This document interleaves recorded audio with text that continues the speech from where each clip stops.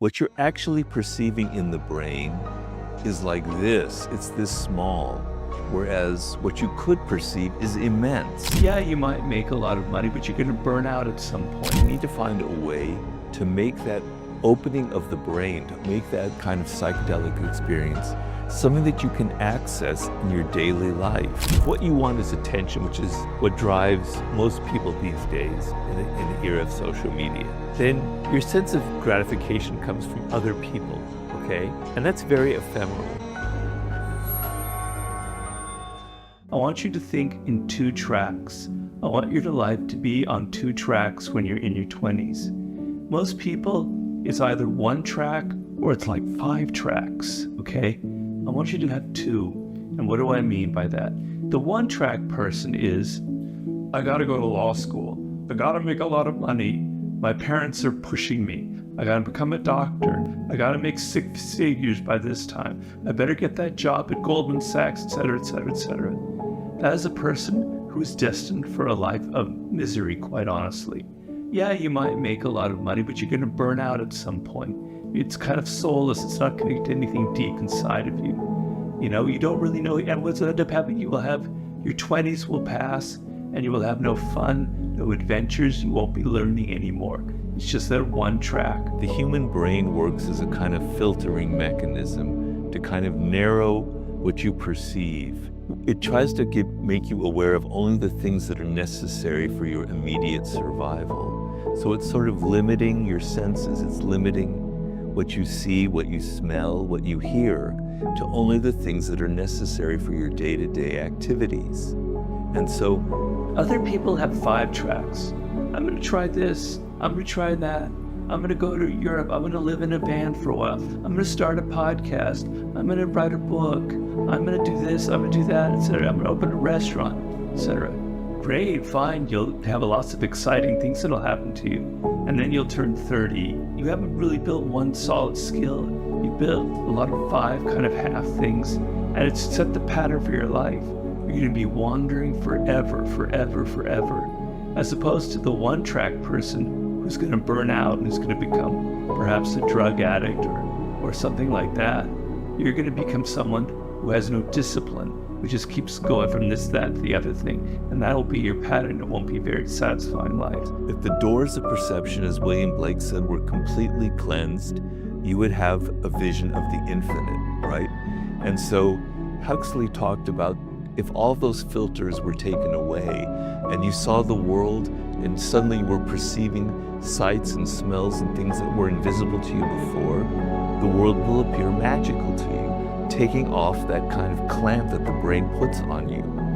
And that's what psychedelics basically do for that particular moment in time. In those 18 hours or so, or 10 hours or 5 hours that you're on this particular trip, it is getting rid of all of those filters, and you're actually perceiving the things as they are. You're letting in so many more things into your senses, so much more data, so many more scents and sights and smells, and it's just opening up your brain to how things are normally if your brain wasn't like narrowing everything down for you. But the thing with psychedelics is they come and then they go and then they kind of leave you. And if you want to keep re-experiencing, you keep going through it again and again and again, but it doesn't like ultimately completely transform you because the experience is over. I remember them, and they had a powerful impact on me, and they made me aware of the fact that what I normally perceive is not really what's out there, that there's more to life than what we normally perceive. There's more to life than just our narrow everyday concerns. It opens that up to you, but it doesn't keep you there. And in order to keep you there, you either have to be taking the drugs over and over and over again, which I wouldn't recommend, because occasionally that drug trip can turn into something rather nasty and difficult, and you can have a bad trip, and I had a few of those myself. But the other thing is you need to find a way to make that opening of the brain, to make that kind of psychedelic experience something that you can access in your daily life without ever having to take a drug. There are spiritual practices that can lead you there, things like particularly meditation, But there are also breathing exercises you can do. Certain forms of breathing can open you up to that kind of experience. Certain forms of athletics where extreme, like mountain climbing or running incredibly long distances and all the endorphins and things that happen to your body.